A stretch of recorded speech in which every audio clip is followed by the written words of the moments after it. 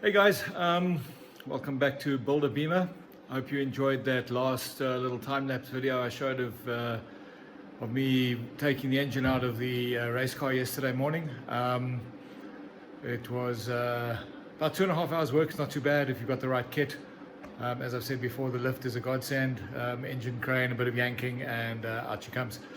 So just to recap, I'm going to take you guys through for those of you who maybe haven't followed the fateful story, how it is that we got here, why are we taking the engine out of the car, how did things go at our last race event, and then I'd really like some feedback from you in terms of some of the other video ideas that we've got that we'd like to share.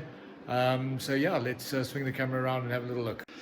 So this past weekend, but one, was our annual Kyalami Club weekend. Kyalami, for those of you guys who are tuning in from overseas, is South Africa's iconic motor racing circuit. It is, to the best of my knowledge, the only Formula One spec racing circuit in the country, owned by Porsche for the last 2 years or so, and just is an absolutely fantastic and, as I mentioned, iconic track. We haven't had a Grand Prix in South Africa for many years now, largely I think because of the weakness of our currency, and our geographic location makes it quite tricky in terms of the calendar. But every time we have testing that happens out here by some of the F1 teams, which happens every once a decade or thereabouts, the drivers rave about the track. The track is incredibly technical, and that's my first question to you guys, is something that really struck me after this past weekend. Is it would be quite interesting for me to kind of give you a blow-by-blow account, take you through the track, and just give you my perspective from a rookie race driver's perspective in terms of how the track really feels and plays out. As I said, it's highly technical, actually very, very scary, very daunting. And so please, give me some indication in the comments if you'd like me to take you through that. But I think evidence of the fact that it is daunting and technical and certainly above my pay grade is the fact that it claimed me literally on my 4th lap of practice 1, where for no fault other than my own, I threw the car into the tire wall, and you guys will have seen that video.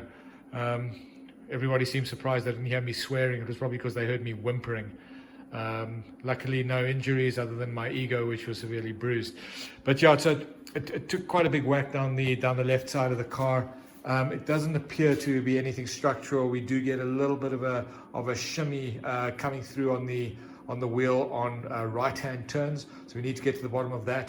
The wheel seems to be spinning true, but we'll investigate that in more detail. But we've got a little bit of damage on the bonnet. The headlight and the indicator took quite a knock. The headlight will recover anyway because we don't really need it to be the prettiest. So we'll replace the indicator. The fender's toast. The driver's door, the left-hand side door, driver's door for you guys in the US, and for we civilized folks, this is the passenger door. Took a big knock. So this is really rumpled. Not sure how well it comes through on the photographs. Lost the mirror, and then the left rear door and quarter panel looks great now because I spent a couple of hours rubbing the tire marks off them, so they don't look too bad. But this door is quite dented and nasty, and it kind of took a couple of chunks out of the fender and the like. Anyway, we'll get that sorted out. So what I did this afternoon was I popped through to the local the automotive paint store, gave them our fuel filler flap, and tomorrow I will pick up some paint. And testament, I think, again to the kind of people that race with us. Obviously, there was a lot of sympathy for my mishap, and I think it was Friday last week, one of our fellow racers there, Chris Familiaris, is actually the guy who built the diff for us. He and his son Dino race with us, and he dropped off this door, wouldn't take any money for it, so a door and a mirror right there. So it's really cool how everybody's willing to help out and soothe the pain a little bit. So that's the cosmetic stuff. It's not the end of the world, guys. As I've said, it's not structural. We're trying to make the car look pretty, and that's probably why it really does burn my bum when I do something as dumb as that and kind of mess it up for Nick as well.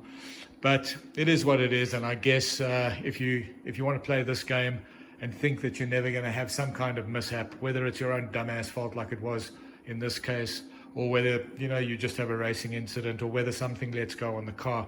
But you're going to get some pain at some point. So we'll get over it. We'll tidy her up and make her look pretty again. But the biggest issue is the fact that damn overheating problem, which we've been complaining about, and which I was so confident that we'd resolved with the timing cover fix. For those of you who didn't follow that, you'll see a previous video where we identified a lot of cavitation damage in the front timing cover where the water pump goes in. Absolutely we're absolutely convinced that was the case, or the cause of the problem. But turns out nothing has changed, so the thing is still overheating like crazy.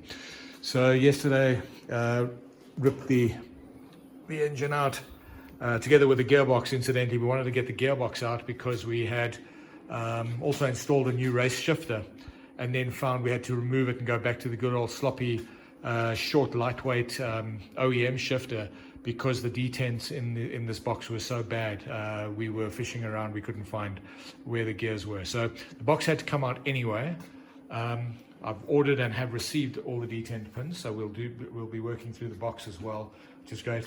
And then in the meantime, now that we've got everything out of here, I'll take the opportunity as well to clean up the engine compartment and try and strip out some more of the unnecessary wiring and optimize some of that.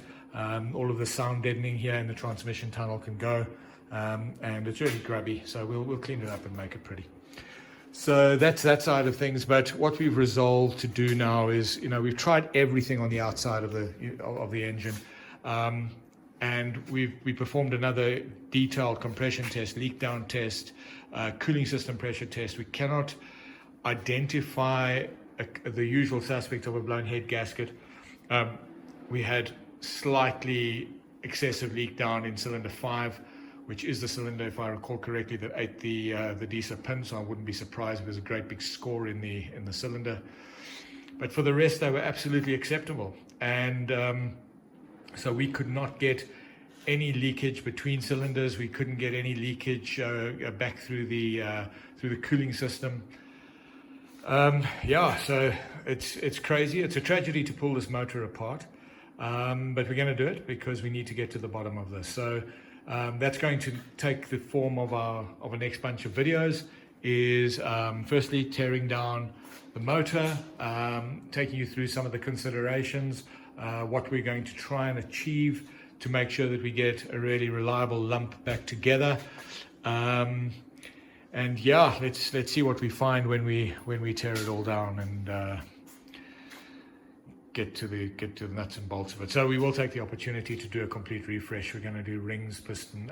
We'll see what the piston condition looks like, but we'll certainly do rings, big ends, main bearings, valve stem seals, and they're just a normal refresh, but we'll do it nice and carefully. But yeah, just to put it in perspective, I mean, this motor we've mentioned ad nauseum has got good mileage on it, 335,000 k's, which I think is about 210,000 miles. And with the tuning that Nick has done, it really is performing. And I'll try and put together a little video just to show the relative performance straight line of the car relative to other cars in our class and around us. And on Saturday last week, it was quite interesting to see that we were outpowering an E36 M3.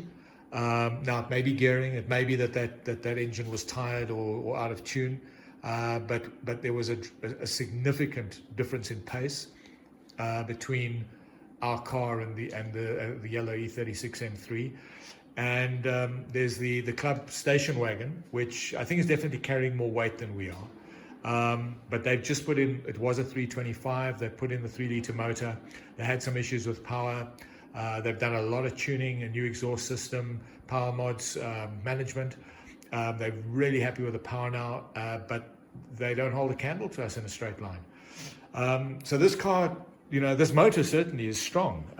So as I say, it's going to be a tragedy to open it up and run the risk of getting something wrong and not getting it back together again. But I've had limited experience, redoing motors, but I've been pretty lucky with results, and I think it's just because my strategy is take my time, be very careful, research everything, make sure every nut and bolt is torqued correctly, and let's see what we get out of it. So yeah, the car is the car's got every reason to be really competitive.